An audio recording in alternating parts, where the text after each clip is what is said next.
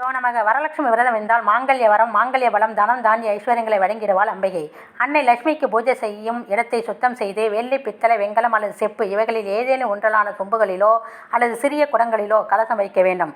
அதில் சந்தனத்தில் உருவங்களை புதித்திட வேண்டும். கலசத்தில் அரிசியை நிரப்பி வெற்றிலை பாக்கு, மஞ்சள், வெள்ளி நாணயம், தங்க நகை என அதில் போட்டு அதன் மேல் மாவிளகை கொத்தை சுருக்கி குடுப்பி பிரிக்காத தேங்காய், மட்ட தேங்காய், மஞ்சள் பூசி வைத்துக் கொள்ள வேண்டும். எலும்புச்சம்பழம், விச்சொலை, கருகுமணி இவற்றை வைப்பது மிக மிக அவசியம்.